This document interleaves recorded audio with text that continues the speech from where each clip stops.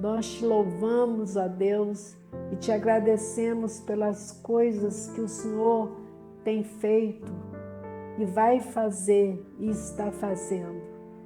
Eu sei que o Senhor pegou essa igreja e carregou no colo.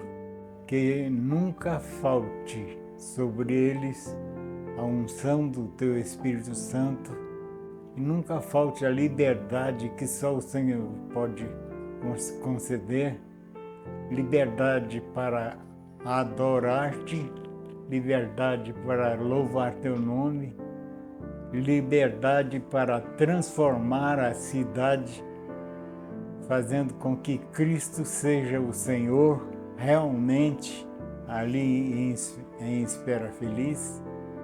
Continue com a Tua mão estendida sobre cada lar ali na Igreja Emaús. Que possamos receber a notícia do crescimento diário ali, em nome de Jesus. Amém.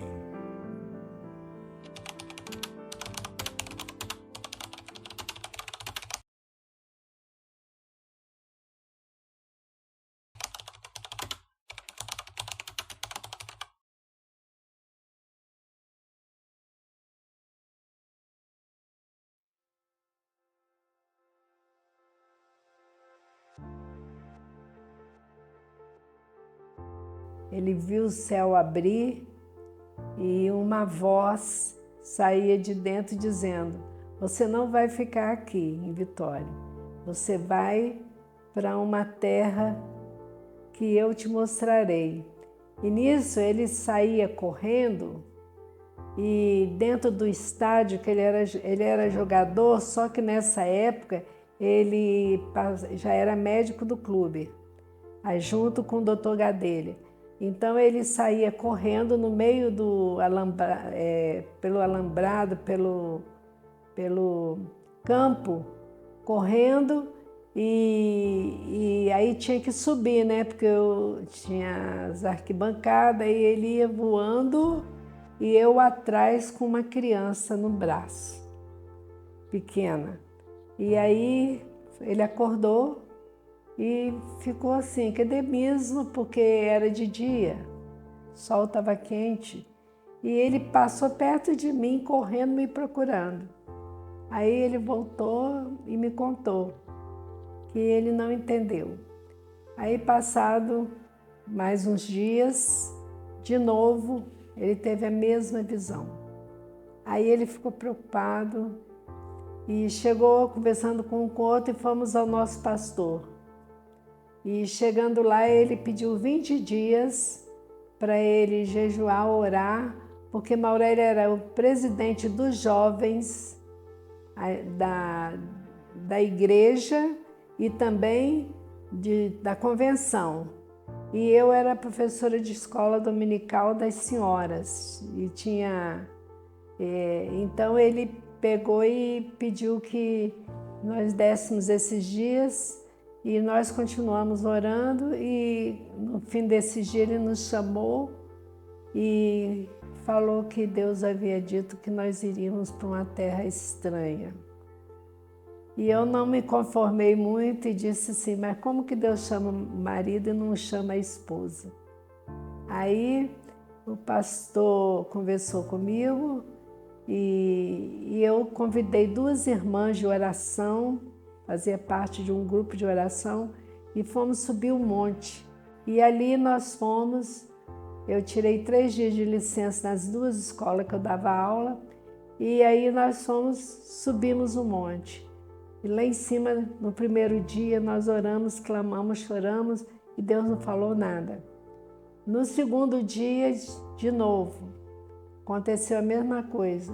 No terceiro dia que nós subimos, aí Deus usou uma irmã chamada Nair e ela explicou como era a cidade que nós íamos, a casa que nós íamos morar, o tamanho das janelas, porque aquela casa era tão antiga e as janelas eram 1,60 m, tamanho de uma porta. E sobre o jardim na frente, sobre o coreto, que naquela época tinha um coreto, só que era bem maiorzinho e tal. E falando sobre isso e dizendo que nós íamos para essa cidade e que esse era o sinal. Aí nós choramos muito e viemos embora e eu contei. E passado um mês, tinha que marcar o congresso e o pastor Jurandir resolveu entrar na nossa convenção. Então, lá que era do Espírito Santo. E quando ele entrou, Maurélio teve que vir para a Espera Feliz para marcar o congresso. E naquilo que ele veio para marcar, na época os padres eram muito amigos, era padre Zé Esteves e Zé de Paula. E eles emprestaram ali onde fica o seminário, né, para fazer o congresso. Foi uma coisa assim que chocou, a cidade era muito pequena e chocou todo mundo, mas eles emprestaram. Aí foi quando, né, começou a vir todo mundo para cá, e dessa região de Minas aqui, do Espírito Santo, e chegando aqui em Espera Feliz, eu vim para conhecer. E quando eu cheguei ali na Praça da Bandeira, eu tomei o maior choque com a casa, a cor das janelas, tudo que a irmã Naí tinha visto. E ela disse: Deus tem uma obra a realizar na vida de vocês dois. Então, saímos de Vitória, passamos por Cachoeiro, chegamos aqui em Espera Feliz, que era uma cidadezinha pequenininha, não tinha ainda os bairros que tem hoje, né? Bairros Santa Clara, Novo Horizonte, bairro do Roque, Vale do Sol, era só o centro mesmo, né? Aí fui no hospital, que ainda era o hospital antigo, na reta, e lá uma enfermeirazinha, na hora que eu encostei, ela veio e perguntou, eu perguntei para ela se o doutor Maurélio estava no hospital. Ela falou: ó, o doutor Maurélio tem uns 15 minutos que saiu, mas ele mora na rua assim, assim, assim. Aí cheguei lá na rua, o Maurélio: ô Davi, que surpresa e tal, que a gente era muito ligado, né? Toda a turma tem aqueles que são mais, que tem mais identidade, que são mais ligados. Eu era muito ligado com o Maurélio e com uns 3, 4, 5 colegas de faculdade. Aí o Maurélio: entra aí no carro e tal, e vamos dar uma volta, como se fosse uma grande metrópole, né? E tal. Aí, e eu não estava vendo nada, né? E eu pensei, o Maurélio está achando isso porque ele foi criado numa cidade, nasceu e foi criado numa cidade pequena do interior de São Paulo, então acho que ele está retrocedendo aos tempos de infância e tal, então está se identificando. Aí chegou no outro dia, que era um domingo, almoçamos, aí ele fez a clássica pergunta: ô Davi, por que você não vem para cá para a gente tocar a área de saúde aqui? Nós juntos, só tem um médico antigo aqui, doutor Antônio e tal, mas de vez em quando ele tem uns problemas de enfermidade, tem que ficar hospitalizado. Falei: ah, Maurélio, não dá não, aqui é pequeno demais. E fui.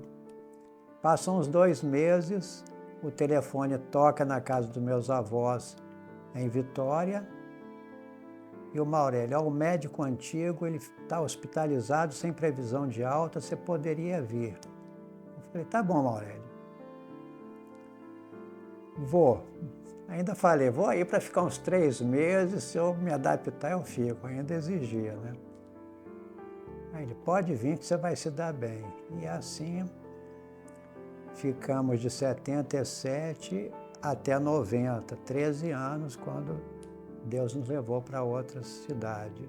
Ficamos ali na igreja Ebenezer uns tempos, mas Deus tinha outros propósitos, né? Como a irmã mesma já falou, a gente abriu um trabalho embaixo do consultório que a gente num casarão antigo que a gente comprou na Praça da Bandeira, onde hoje é o Cresol, né?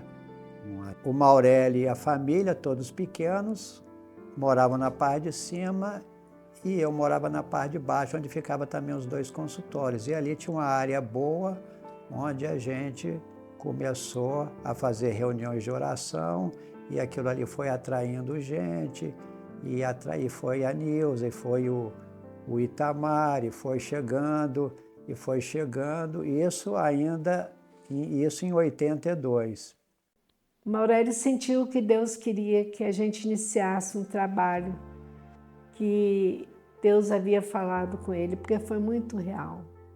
E aí começamos assim, ele atendia as pessoas, e quando era casas espirituais, ele mandava para mim. E no caso, a primeira pessoa que ele mandou foi a Nilza, né? E a Nilza veio assim toda, né, assustada e tudo. Eu, não, fica à vontade. Começamos a falar e eu convidei para ela ir assistir o nosso culto embaixo da nossa casa. E quem nos ajudava ali junto era Valdeci, o Cici e a Zilma, né? Que hoje tem o filho deles ali, aqui na nossa igreja, que é o Boban. E Boban não era nem nascido ainda. E ali a igreja começou dando seus primeiros passos. E foi havendo conversões. Quando já, eu acho que já tinha umas 20 pessoas, nós organizamos em abril de 82 como congregação. Congregação, aí ficou de colocar o nome. Um deu uma sugestão tal, eu falei, por que não Igreja Batista Emaús? Que eu já estava lendo muito a Bíblia, e quando eu me deparei com essa história dos 2 discípulos a caminho de Emaús, eu lembrei do Maurélio e eu, vindo de Vitória para Espera Feliz, como se fosse os discípulos de Emaús saindo de Jerusalém, indo para a aldeia de Emaús, né? E ali o Senhor Jesus, né, apareceu, transformou ali o pão, e foi aquele, né, um milagre que houve ali, e eu vi a Igreja Batista Emaús como um milagre de Deus também. Então achava que devia ser Emaús. Então, naquela reunião ali, eles aprovaram e falaram, não, vai ser Emaús mesmo. Nós aprovamos esse nome. Então, começamos a congregar ali. Em 82, a congregação foi formada em abril de 82.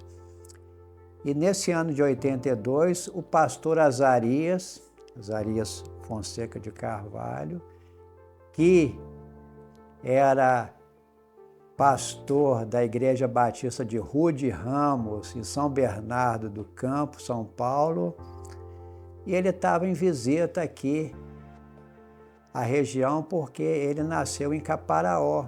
Aqui tinha uma filha, né, aqui em Manhumirim.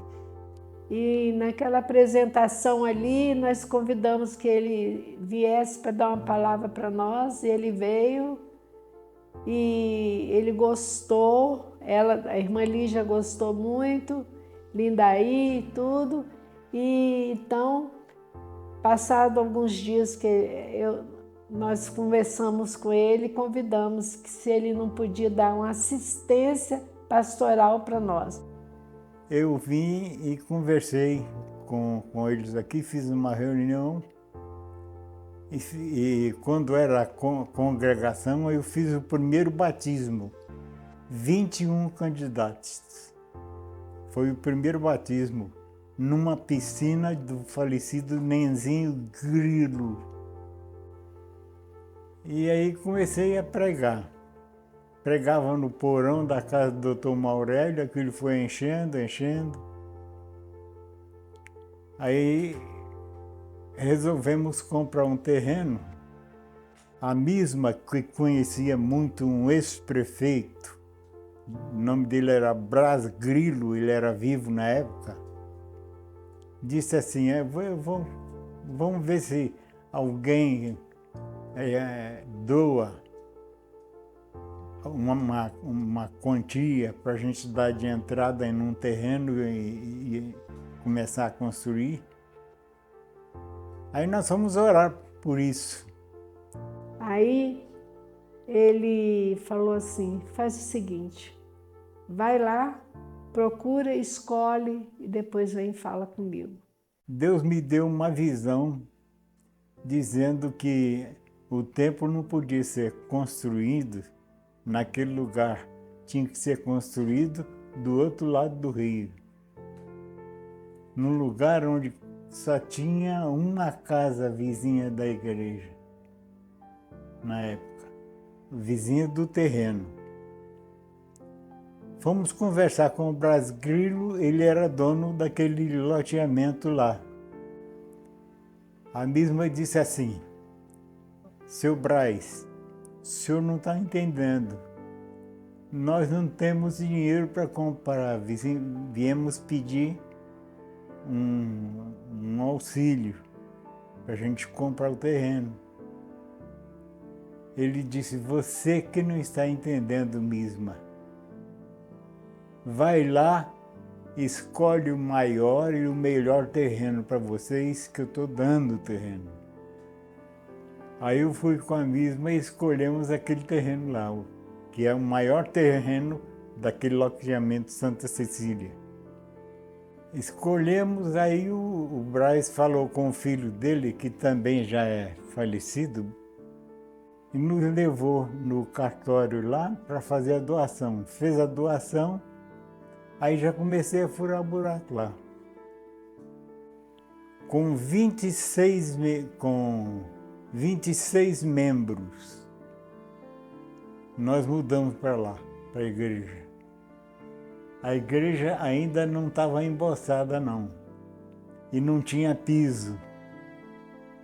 Mas aí nós começamos a nos reunir naquele templo não terminado ainda. E continuamos trabalhando lá até terminar o primeiro templo. Assim, Deus conduzindo a igreja Emaús. Eu ia de vez em quando a São Paulo e lá eu ia na igreja onde meu irmão frequentava. Uma profetisa, ela veio, bateu a mão no meu peito,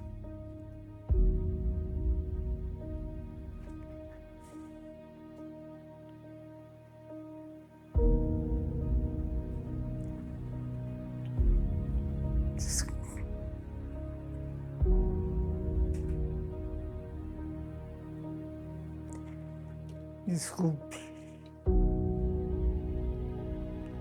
e disse assim, eu vou abençoar aquela obra e a igreja vai encher e vocês vão ter que aumentar aquele templo e vai encher muito e eu vou mandar alguém de muito longe para te ajudar. E esse alguém já tinha passado lá em casa. Ele estava dentro da barriga da mãe dele. Muitas pessoas acham que fundar uma igreja é assim, só juntar ali os irmãos e começar e tudo bem, entendeu? Não, irmãos, é muito mais sério. Que Deus chamou para um ministério, Ele chamou mesmo. E Ele quer ver a obra dele crescer. Um belo dia veio um pastor, se não me engano, de Cabo Frio, falou, né? Teve uma revelação de que ele via a igreja grande, né? Superlotada, e isso, com o decorrer do tempo, principalmente com a vinda do pastor Fernando, a gente viu que isso virou realidade.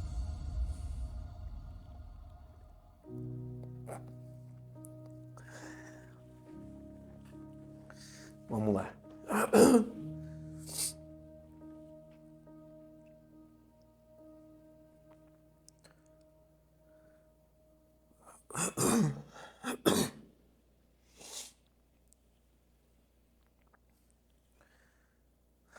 Tá valendo, né? Tá valendo.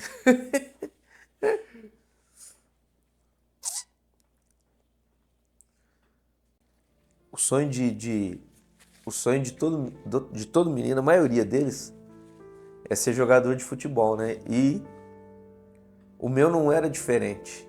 E eu comecei, né,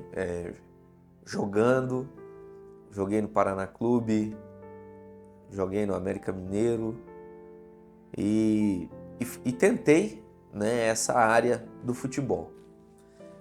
Mas quando eu tinha aproximadamente aí 17 para 18 anos, Deus foi ministrando no meu coração que não era para ser isso, né? Não era para ser um jogador profissional dentro dessa área, né? E que o meu chamado era outro, o meu chamado era pastoral. Independentemente, né, do meu pai ser pastor ou não, ele nunca me obrigou, né, a ser pastor, nunca me obrigou a até mesmo ir para a igreja, mas sempre ensinou no caminho, né? Enfim, até eu chegar a essa idade e entender o que Deus tinha para mim, que era o ministério pastoral. Então, daquele tempo, eu fui para o seminário, né, estudei, me formei e logo depois que eu me formei, eu me casei e tive, né, o meu primeiro filho. Tive o meu primeiro filho, o Azaf, e depois disso eu tive a oportunidade para ir para a Itália. Nós permanecemos ali durante 10 anos e dentro desse período a Maria Vitória, a minha filha mais nova, ela nasce. E ela nasce ali enquanto nós estamos ainda nessa cidade de Torino, ali trabalhando e ganhando as almas para Jesus. Nós permanecemos ali um momento e quando um determinado dia nós oramos, né, sentamos, oramos e pedimos para que Deus, né, pudesse mover as águas. E nós nem imaginávamos o que iria acontecer, porque chegou um período aonde ali o nosso ministério ele estava muito bom, nós estávamos já vivendo praticamente uma zona de conforto, estava muito bem morar em um país de primeiro mundo, né, tudo acessível às suas mãos, e chegou um momento que estava tudo normal, tudo tranquilo, e nós fizemos uma oração, eu e a Rafa, para que Deus pudesse mover as águas, mas a nossa intenção era para que movesse ali na Itália, né? E naquele momento nós não sabíamos o que iria acontecer. Enfim, nós viemos para o Brasil tirar férias. E quando nós chegamos no Brasil, a nossa igreja mãe, digamos assim, era a Batista do Povo, né, em São Paulo. E nós vamos lá, né, primeiramente, lá para a igreja, lá para São Paulo, antes de irmos para Curitiba, nossa família em Curitiba. Vamos para São Paulo e lá o pastor Jonas, ele disse, olha, você vai no domingo pregar numa cidade de Diadema, em uma das nossas igrejas lá. E aí eu falei, tá bom, pastor.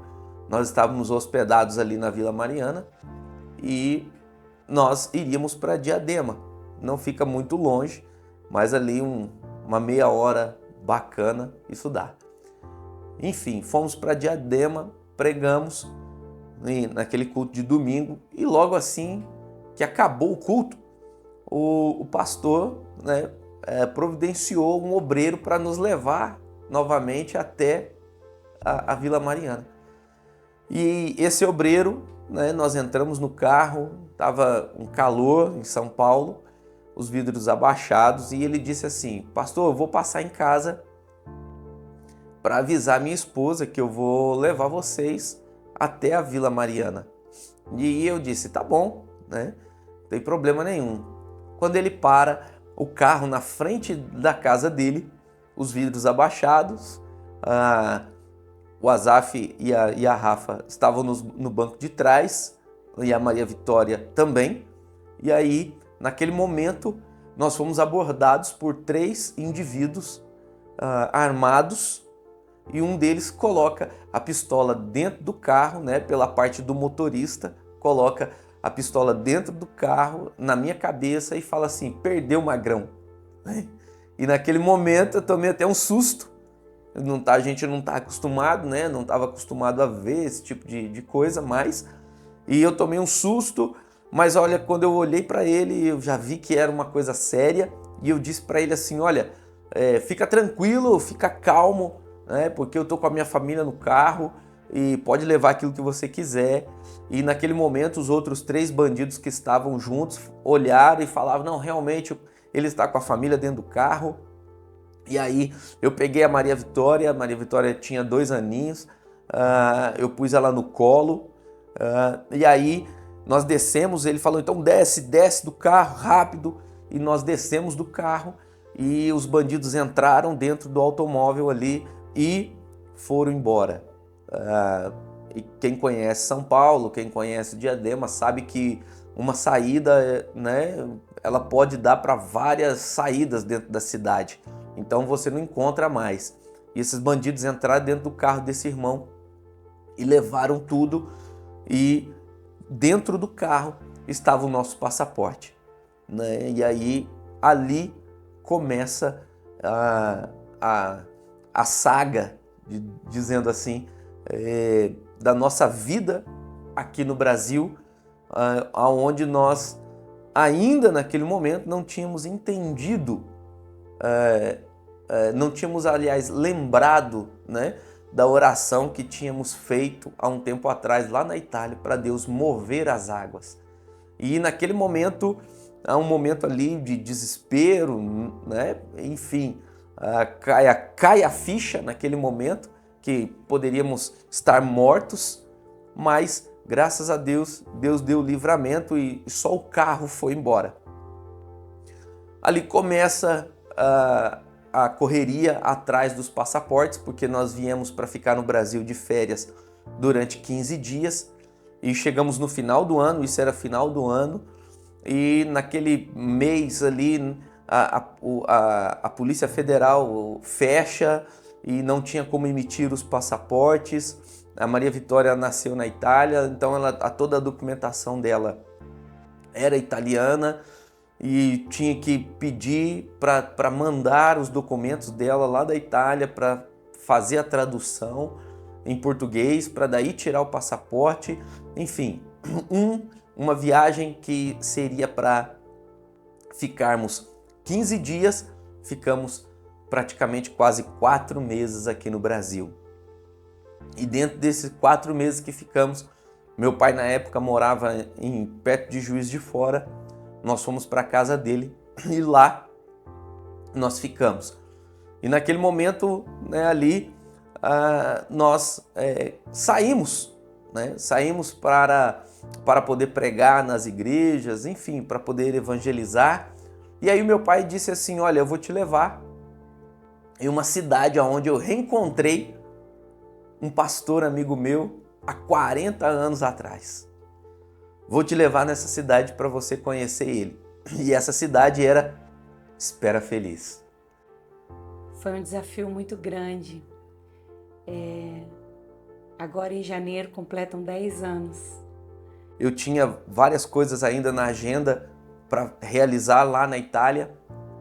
E eu disse para Rafa, falei: olha, amor, você tem coragem de ir sozinha? De ir na minha frente com os meninos? E ela disse: eu vou. Eu tenho coragem. E ela veio então, em janeiro ela estava aqui. Com o meu filho de apenas 8 para 9 anos, a Maria Vitória com 2 aninhos. E ambos, né, falavam só italiano. A Vivi tem alguns vídeos, né, que ela só entendia italiano, falava pouco português. Então, um dos maiores desafios que nós enfrentamos em aceitar, em vir pastorear a Emaús há 10 anos atrás, esse foi o primeiro. Vir sozinho com os meus filhos para cá e deixar o meu esposo para trás.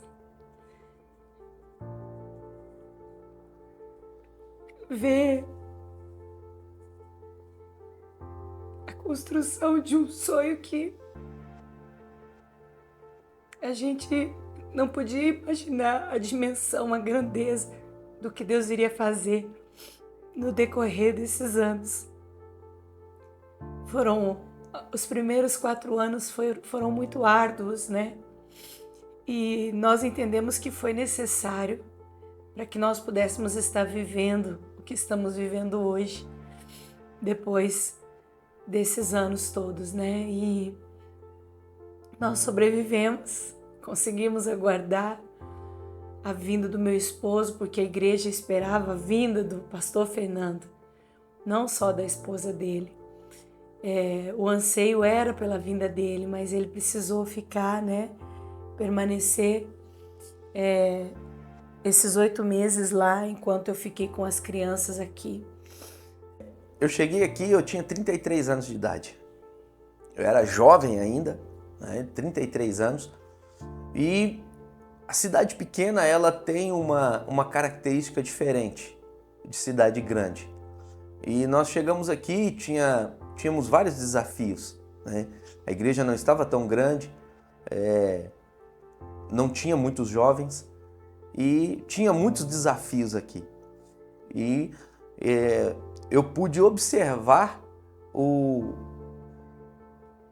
agir de Deus, porque quando nós oramos e falamos para Deus mover as águas, logo depois que nós tivemos esse convite, passado aquele tempo, eu pude lembrar, né, o que realmente era mover as águas.